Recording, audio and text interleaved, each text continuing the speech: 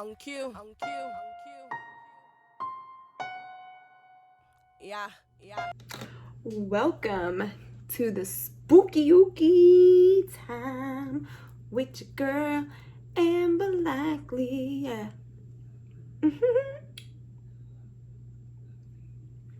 Here we shall partake on some adult libations, and I will tell a spooky ooky story that I found while I attempt to do my makeup.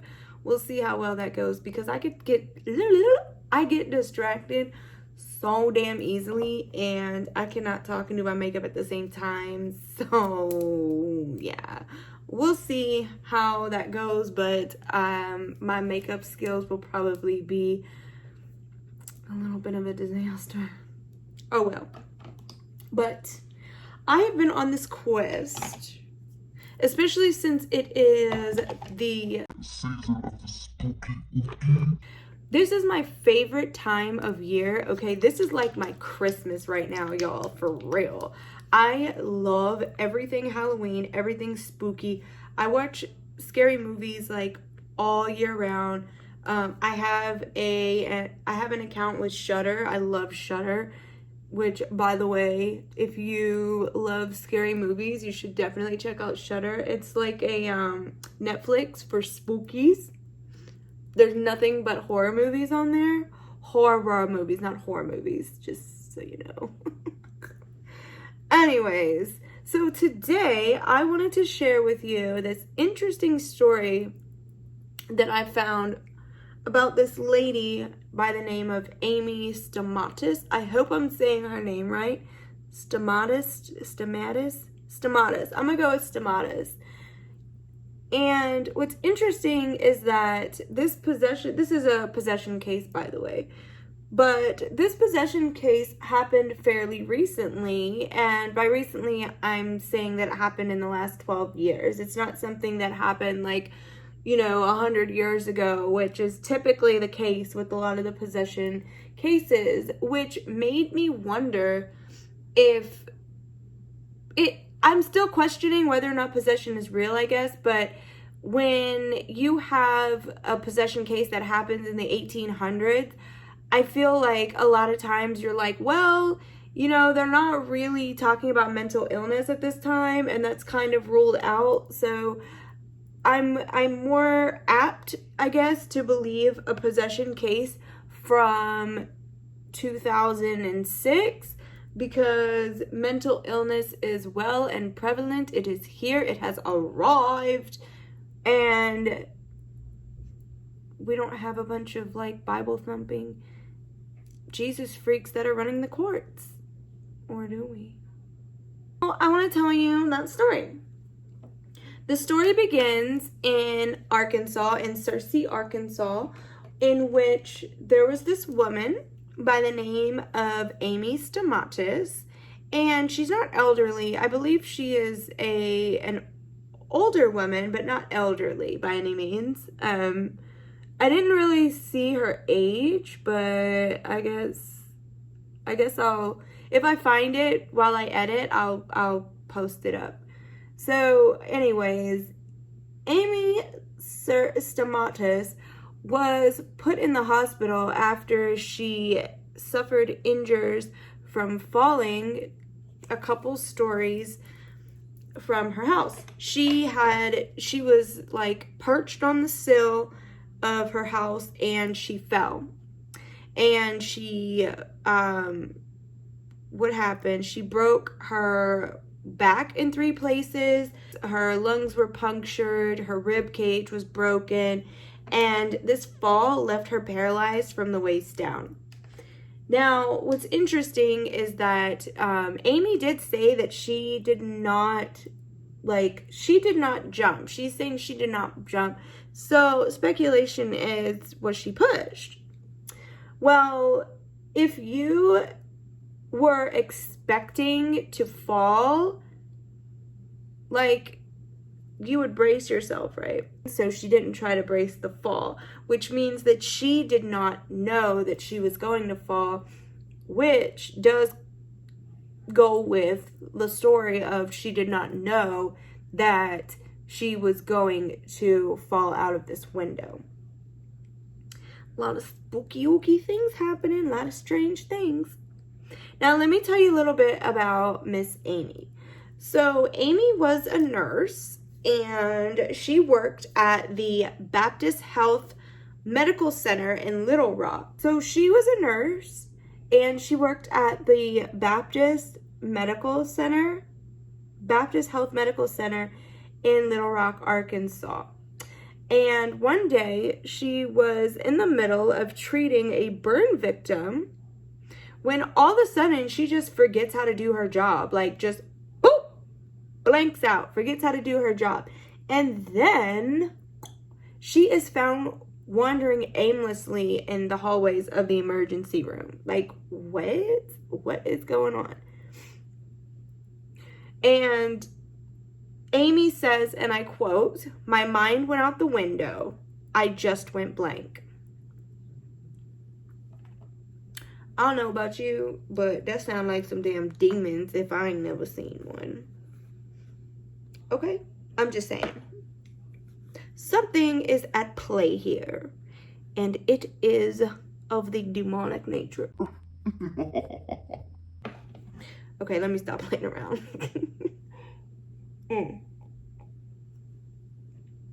So, Amy also enjoyed running. She ran marathons. So, obviously, she knew what she was doing, okay? She was a skilled runner, unlike me. I will not. But she found herself unable to run straight. She also found simple tasks almost impossible to do, such as picking out clothes. So Amy was like, am I losing my damn mind? Because I don't, like, this is weird. Why is this happening all of a sudden? I don't understand what's going on. And Amy was convinced, as I'm sure all of us would have been, that she was having some sort of mental breakdown. Which, I mean, I would have thought that too. Like, what is going on? Why can't I perform these simple tasks that I was able to do, like, last week? Like, what? So, because she thought that she was suffering a mental breakdown, she went to her husband and she was like, honey, I need to get my ass to the hospital right now, and we need to figure out what is going on. So, her and her husband went to visit various doctors and psychiatric health professionals. And while she was at the hospital, Amy was diagnosed with various mental illnesses, and she was prescribed a bunch of antidepressant medication. And she was saying that she was prescribed medication like it was candy, like it was just pop, pop, pop, taste the rainbow, girl. And even with the medication that she was taking, she could still hear voices in her head. And these voices were of the crazy kind that were telling her that she needed to end her life, okay? And she was also having these very, very dark thoughts as well. So even with the medication that she took, she wasn't able to shake this. And she was just like, oh my God, like what's going on? And even during a family function, she apparently just like all of a sudden, boop, stripped naked during the family function, just naked, girl. She was naked, okay, naked. And then also, when she would go to the hospital, because mind you, she used to be a nurse, right? So she used to work in the hospitals, okay? So she would go into the hospitals, and she would just, like, yell at her coworkers, which was not like her. So something was going on. And then I guess her and her husband went to some hospital in Minnesota.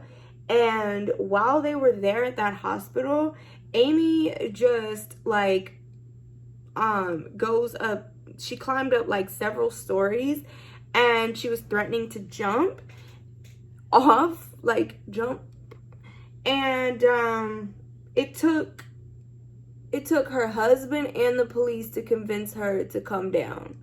So she was already like, or the demons inside of her were already trying to get her to jump off high places and harm her. So like, I'm actually, you know, hindsight 2020, I'm actually not surprised that she fell out of this window with knowing this kind of information, because it's like, obviously these demons were not playing around and they wanted her to harm herself, which is like, it's scary. I mean, just imagine not having any control over your body, and this entity, this thing is making you do these things that you don't want to do, and you just feel like a prisoner in your own body. That sounds freaking terrifying to me. I'm just saying, like, wow.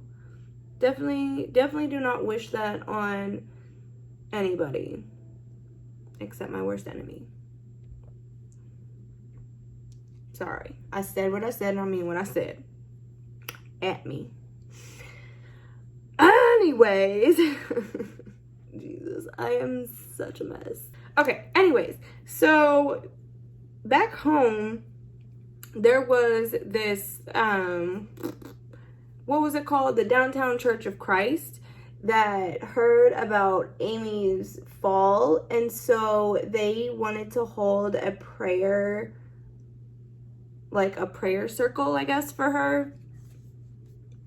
Or a prayer service. I'm sorry, they wanted to hold a prayer service for her. And there was this woman that attended. Her name was Cindy Lawson. Now, Cindy was a Pentecostal evangelist who had allegedly performed over 10 exorcisms in the past. Now, Cindy did not know Amy, nor did she attend this church, but she felt that it was her civic duty, I guess, to help this poor woman, because I guess she could see that something was going on, and she wanted to check it out. She wanted to make sure that Amy was okay. And thank goodness that she did. Thank goodness she followed her instincts, okay? So when Cindy arrived at the hospital, Amy was wide-eyed, and Cindy could apparently, like, feel the demons in the room. She could feel their presence, okay? And when Amy's friend was in the room with Amy at the time when Cindy arrived, and so Amy's friend tells Amy, like, hey, this woman is here to pray for you. She's here to pray for you in your recovery. All of a sudden, Amy starts growling, and in this deep, gurgling voice, she says, "Why are you here?" Cindy was not about to back down. She was like, this is a demon, and I'm about to take care of this, okay? Everybody move aside. I got this. So Cindy takes some anointing oil, and she puts it over Amy. She puts it across Amy's forehead, and then she says a prayer commanding the demon to come out. And I guess that's all that it took, because then this demon just, boop, up and left. And apparently, you could feel the darkness in the room lift. Like, you knew that the demon was no longer there, which was cool. Let me finish my eyes, and then I will be right back. Okay, I'm back. I know I lied. I said I was just going to do my eyes, but I figured, you know what? I'm going to just finish this makeup look so I can get past it and finish my story. So, where was I? Oh, yes. The demons were cast out. And then, to this day, Amy stands by her story that she was possessed by a demon and that it was not mental illness. Reason being is because Amy feels like, to this day, that her spirituality is strong, and she feels better than ever. She is unfortunately still paralyzed from the waist down, and due to her being paralyzed from the waist down, she has not returned to work as a nurse, but she is praying that one day she will be able to return to work. And she also feels like if this had not happened to her, she would have never believed in demonic possession. And I'm assuming that is from her being part of the medical field, because she feels like, I don't know this for a fact, but I'm just assuming that she probably feels like science can explain away everything. But because this happened to her, and she endured some things that, I mean, are kind of unexplainable, such as continuously hoisting herself onto ledges and windows, and then hoisting, you know, the last time she did it, unfortunately, it did cause harm to her. And I don't think that it was ever the demon's intention to kill her. I think it was just to harm her, to cause harm in her life, because that's what evil does. It causes harm and destruction in your life. And I'm sure we all know somebody that could be working with Satan. I don't know. I know some people like that. No tea or shade. I'm just saying, like, you working with the devil, bitch. But that's another story for another day. Anyways, yes, that is the story of Miss Amy. Hopefully she is doing well, and hopefully she's found happiness in other things in life. If she's still not able to work, we can all hope that she has moved on past this experience. And it's also interesting that she actually does not remember the exorcism. Like, that whole instance is a blank. But she knows what she's endured, and she's a survivor. So cheers to you, Amy. And that concludes the spooky ooky makeup sesh, makeup and possession. Like, subscribe, comment, love me, endure me. Endure me? Adore me, that's what I meant. Y'all know I can't talk. Anyways, bye.